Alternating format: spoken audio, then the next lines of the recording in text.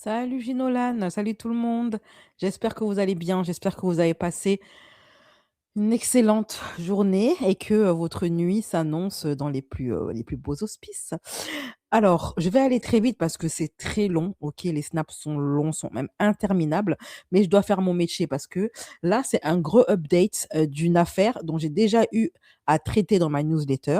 Il s'agit de la meuf, la gamine, hein, qui a totalement crushé sur Nasdaq, celle qui est tombée amoureuse de lui et qui est accusée de lui avoir fait de la sorcellerie pour briser son foyer. Parce que Nasdaq, il est en couple, il est marié et il a 2 enfants, dont un qui est à venir.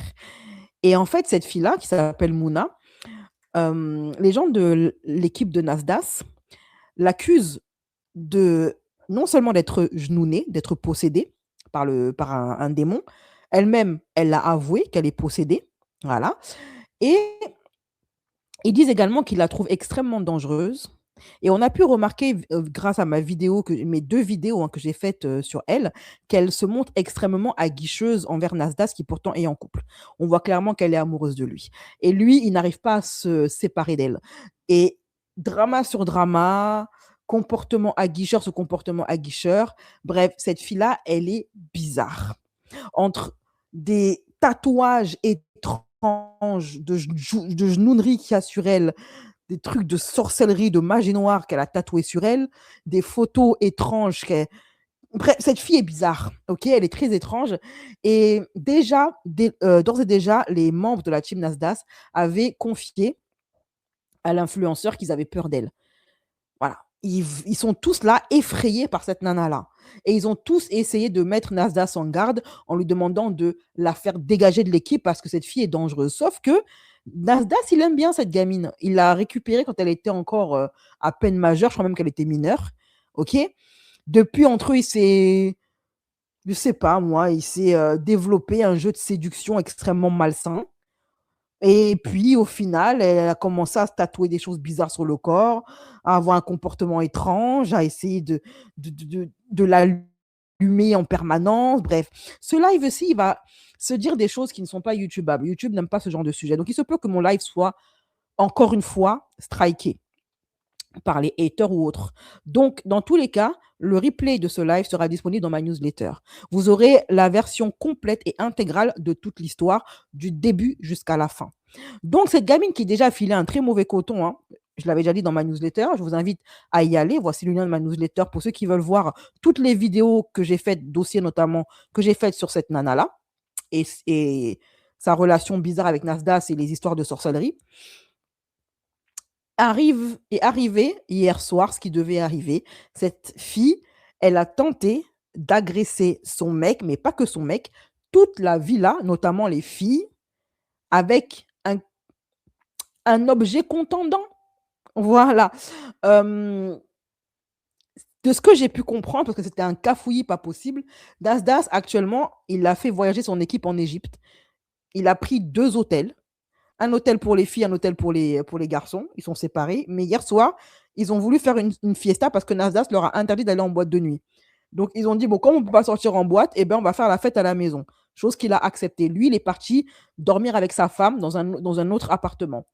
Et pendant qu'il dormait, il souffrait parce qu'il avait une rage dedans. Il est parti se faire soigner. Donc, il n'était pas trop connecté avec les jeunes. Il les a laissés seuls, livrés à eux-mêmes là-bas dans cette villa. Il s'est passé ce qui devait se passer, la fête, la boisson, la farine et tout. Les choses sont parties en sucette pour des histoires de jalousie parce que Mouna, elle est en couple, hein, comme je vous l'ai dit. Bien qu'elle crush sur Nasdaq, elle est en relation avec un mec depuis un moment. Et en fin de compte, il y a eu des espèces de drama où, en fait, il y a un certain Bilal qui était déjà celui qui avait balancé le passé de Mouna. Je vous invite d'ailleurs à aller voir sa vidéo Storytime qui est assez triste. Et en fait, celui-là, toujours lui, c'est lui qui a mis le faux aux poudres en inventant des histoires de coucherie. Il a fait croire au mec de Mouna qu'elle est en train de s'envoyer en l'air avec un autre membre de l'équipe.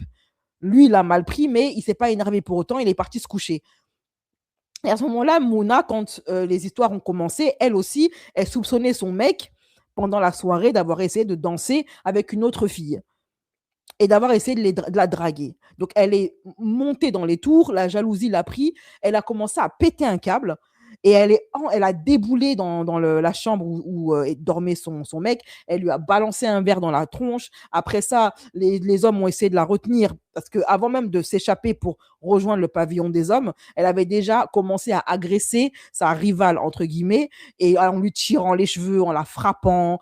Les autres filles ont essayé de la faire sortir de la pièce. Elles n'ont pas réussi. Il a fallu que les garçons viennent à la rescousse pour dégager Mouna de la pièce. Mouna ne voulait pas dégager. Elle a même mordu une des filles, une Renoir, là. Elle a mordu le bras. Ils ont réussi à la dégager. Elle est partie dans la cuisine. Elle est revenue avec un objet contendant. Et puis, elle a commencé à menacer tout le monde avec ça. Et même son mec. OK? Le gossip a été balancé dans un premier temps par Aka Babe. Et je pense que c'est le fait que Aka Babe ait balancé l'histoire qui a obligé Nasdas à prendre la parole et à s'exprimer. Pour ceux qui ne savent pas qui est cette nana-là et de qui je parle, je vais vous remettre la miniature que j'avais utilisée pour mes vidéos et ça vous rafraîchira la mémoire pour ceux qui me suivent depuis un petit moment, ok? En vous montrant ceci, peut-être que là, votre mémoire va se raviver. C'est d'elle dont je vais parler aujourd'hui, c'est d'elle dont il s'agit. Donc, cette fille-là, elle fait encore parler d'elle, ok?